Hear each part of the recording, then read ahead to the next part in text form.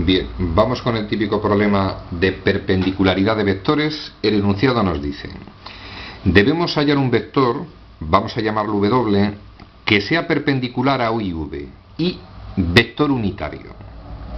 Extraordinariamente sencillo.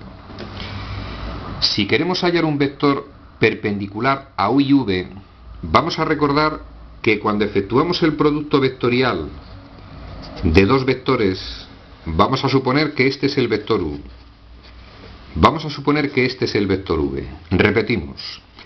El resultado del producto vectorial de U por V o el resultado del producto vectorial de V por U, el resultado de ese producto vectorial es un vector. Voy a prestar la atención a este caso. Recordad, el producto vectorial no es conmutativo. Concretamente, los vectores obtenidos al hacer U por V y al hacer V por U son opuestos. Yo voy a suponer este caso. Si efectuara el producto vectorial de U por V, el vector obtenido va a ser perpendicular a esos dos vectores. Si esa línea punteada forma 90 grados con esos dos vectores, va a ser la dirección del vector que obtenemos al efectuar el producto vectorial de U por V.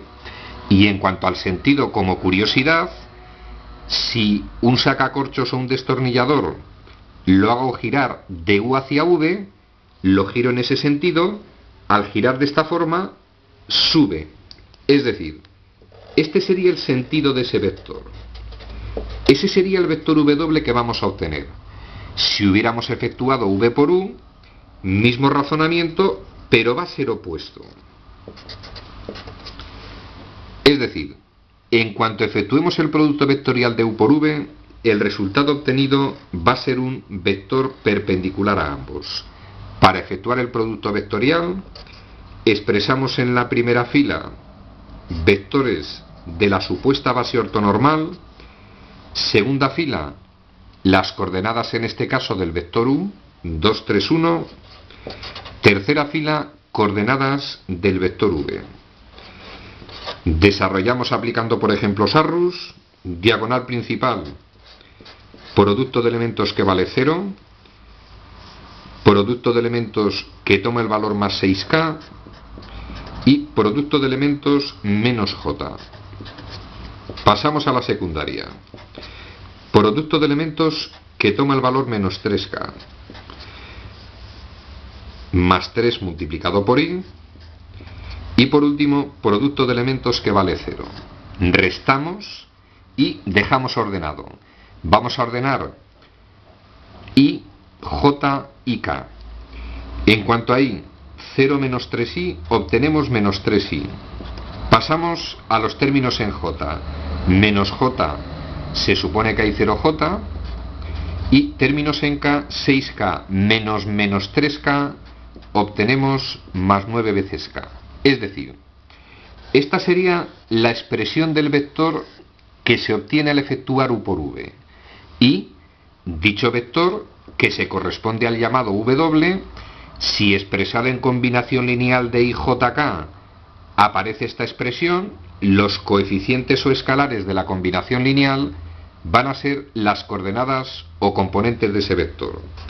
El vector W se va a corresponder a un vector de coordenadas menos 3, menos 1 y valor más 9. Nos situamos. Este sería el vector obtenido.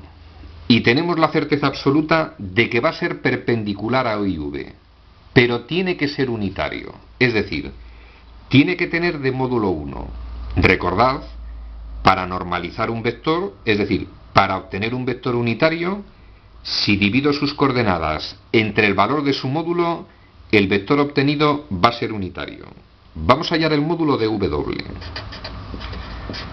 Raíz cuadrada de la primera coordenada o componente al cuadrado más la segunda al cuadrado más la tercera elevada al cuadrado.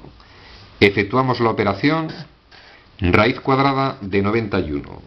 Luego el vector perpendicular a U y V unitario va a tener de coordenadas menos 3, entre el módulo de dicho vector, segunda coordenada menos 1 entre dicho módulo y tercera coordenada 9 entre dicho módulo.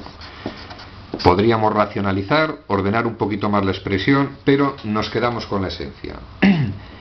Concepto de perpendicularidad en vectores e incluso en rectas, vamos a tener en la mente el concepto de producto vectorial. El resultado obtenido al multiplicar dos vectores. Producto vectorial es un vector. Coincide con el área del paralelogramo que forman y el módulo de dicho vector, si queremos que sea unitario, lo divido entre su propio módulo. Ejercicio resuelto.